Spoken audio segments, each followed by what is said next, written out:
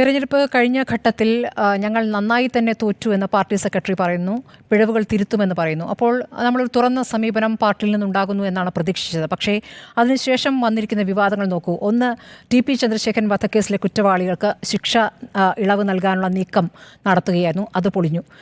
അംഗത്വം പുതുക്കാത്ത മനു തോമസിനെ കണ്ണൂർ DCCയിൽ നിന്ന് ഒഴിവാക്കി പി ജയരാജൻ മനുവിനെതിരെ അനാവശ്യ വിവാദം സൃഷ്ടിച്ചു.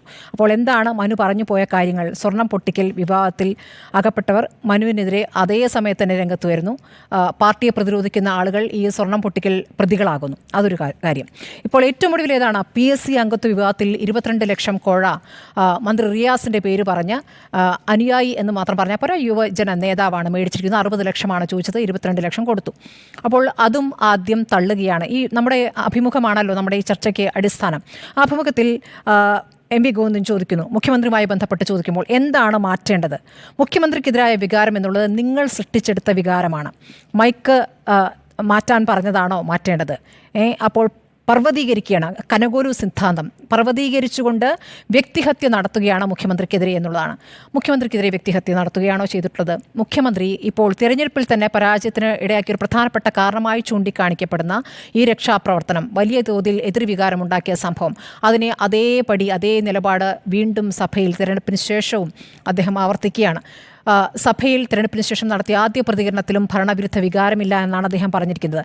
അപ്പോൾ തോമസ് ഐസക്കിനും MA ബേബിക്കും G സുധാകരനും ഒക്കെ മനസ്സിലായതും അവരിൽ ചിലരെങ്കിലും തുറന്നു പറയുകയും ചെയ്തിരിക്കുന്ന കാര്യങ്ങൾ, ശക്തമായി പറഞ്ഞിരിക്കുന്ന കാര്യങ്ങൾ, ഇപ്പോൾ അതങ്ങനെയല്ല എന്ന് പറയുന്ന രൂപത്തിലേക്ക് നേതാക്കൾ ഇപ്പോൾ ഈ ധാർഷ്ട്യം എന്നൊക്കെ പറയുന്നത് 2019 വിലയിരുത്തിയതാണ് കേട്ടോ.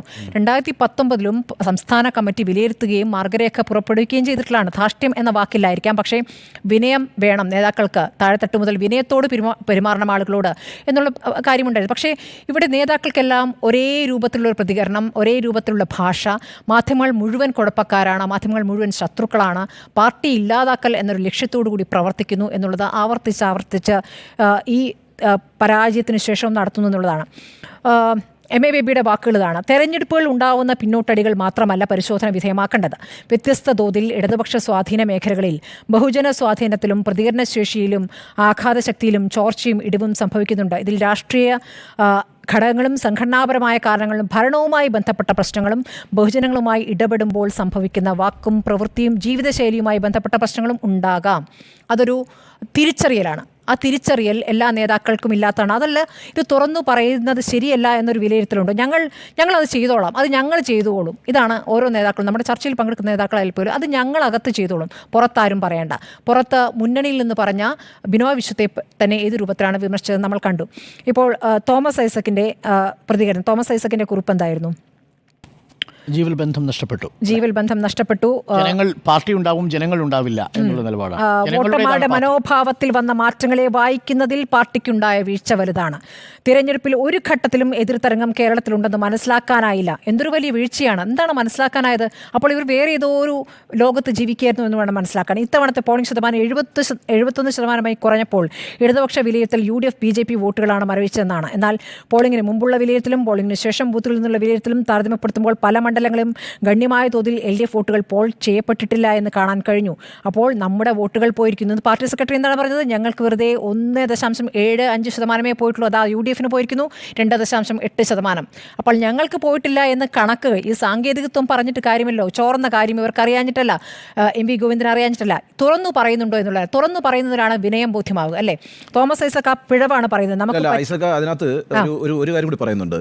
ഈ 2024 ലഭിച്ച വോട്ട് 33.5%, കഴിഞ്ഞ അരനൂറ്റാണ്ട് കാലത്തെ ചരിത്രത്തിൽ ഏറ്റവും താഴ്ന്നതാണ് എന്നാണ് ഐസക് പറഞ്ഞിരിക്കുന്നത് ആ കുറിപ്പിൽ. 33.5%. അതായത് 64 പാർട്ടി ഉണ്ടായതിനു ശേഷം നടന്ന തെരഞ്ഞെടുപ്പുകളിൽ ഏറ്റവും ഏതാണ്ട് 10 വർഷം കഴിഞ്ഞ് കഴിഞ്ഞാൽ പിന്നെ ഇങ്ങോട്ടേക്ക് എടുക്കുമ്പോൾ 70-ന് ശേഷം ഏറ്റവും കുറഞ്ഞ വോട്ട് 33.5%. തോമസ് ഐസക്കിന്റെ കണക്കാണ്. നോക്കൂ, ജില്ലാ കമ്മിറ്റികളുടെ ചർച്ചകളും നിർദ്ദേശങ്ങളും പരിശോധിച്ച് രൂപം നൽകണം തീരുമാനം. ഇങ്ങനെ പാർട്ടിക്കുള്ളിൽ മാത്രമല്ല, പാർട്ടി അനുഭാവികളോടും ബന്ധുക്കളോടും തുറന്ന് ചർച്ച ചെയ്യുന്നതിനാണ് തീരുമാനം. അപ്പോൾ പാർട്ടി അങ്ങനെ ഒരു തീരുമാനത്തിലേക്ക് പോകുന്നുണ്ട്. ഇപ്പോൾ നമ്മൾ ചർച്ചയിൽ M പ്രകാശൻ ചർച്ച ചെയ്യുമ്പോഴും പറയുന്നുണ്ട്, യോഗങ്ങൾ വിളിക്കാൻ പോകുന്നു. യോഗങ്ങളിൽ വിശദീകരിക്കും. അപ്പോൾ ഇതൊക്കെ മാധ്യമങ്ങൾ അതും കൊടുക്കുമല്ലോ, പാർട്ടി എന്താണ് വിശദീകരിക്കുന്നത് എന്നുള്ളത്. അതിലിപ്പോൾ ഇതൊരു രഹസ്യ സ്വഭാവം എന്താണ്? ഇതാണ് ഞങ്ങളുടെ പിഴവ് പറ്റി, ഇതിൽ ഈ കണക്കൂട്ടൽ ഞങ്ങൾക്ക് തെറ്റി, ഇന്ന ആളുകൾ നമ്മളിൽ നിന്ന് പോയത് എന്താണ് എന്നൊരു വിലയിരുത്തൽ വേണം എന്നുള്ള കാര്യം അത് തുറന്നു പറയുമ്പോൾ അത് വേറെ തന്നെയാണ്. അത് ഞാൻ പറഞ്ഞത് ഇംപ്രഷൻ ഉണ്ടാക്കുക എന്നുള്ള പ്രധാനപ്പെട്ട കാര്യമാണ്. മുഖ്യമന്ത്രി ശൈലി തിരുത്തേണ്ടതുണ്ട്. ഇപ്പോൾ ആര് തിരുത്തുമെന്നാണ് പറയുന്നത്? എന്ത് തിരുത്തലാണ് പറയുന്നത്? ഞങ്ങൾ തിരുത്തുമെന്ന് പറയുന്നു. എന്താണെന്ന് നിങ്ങൾ അറിയേണ്ട. അതെന്ത് സമീപനമാണ്? തുറന്ന സമീപനം എന്ന് പറയുമ്പോൾ എന്താണ് തിരുത്തുന്നത് കൂടി അറിയിക്കണ്ടേ?